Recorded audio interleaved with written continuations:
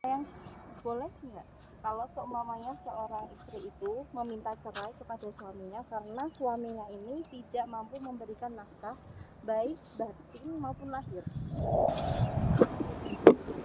Meminta cerai kepada suami karena suami tidak mampu menafkahi Betul. baik lahir maupun batin. Jadi ini harus ditinjau dari beberapa sisi hal-hal seperti ini ya. Di antaranya ketika memang suami itu tidak mampu menafkahi lahir maupun batin sejak awal, atau dalam kondisi yang si perempuan ini tertipu gitu kan, ketika mau menikah dia nggak menceritakan kondisi yang sebenarnya, berbohong gitu, maka si istri boleh minta pisah ya.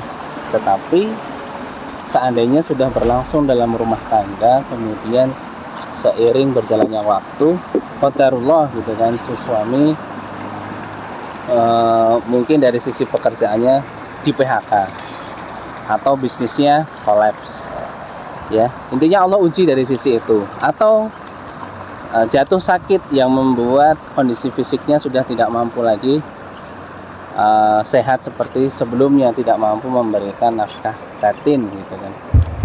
Itu bagaimana? Ini tentu dalam hal seperti ini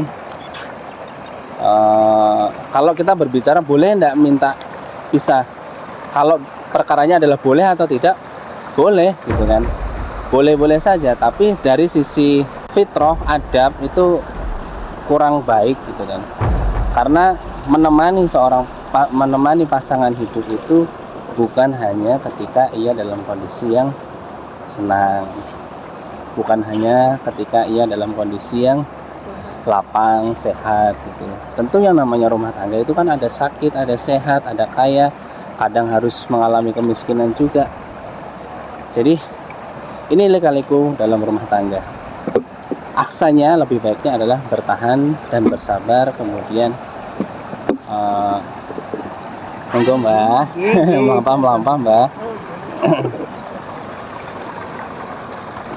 Aksanya adalah bertahan, bersabar, kemudian yang sehat ya dijaga, kemudian kalau ketika sakit ya dirawat sampai suaminya kembali sehat. Kalau yang qadarullah kemudian ekonominya harus turun dulu ya bersabar dulu gitu kan, ditemani sampai dia kembali bangkit. Intinya selama si suami itu masih mau ikhtiar untuk memberikan yang terbaik bagi istri ya lebih baik bersabar. Insya Allah itu menjadi nilai pahala di sisi Allah Subhanahu wa Ta'ala, jadi nilai surga insya Allah. Masya Allah, jazakumullah khairan.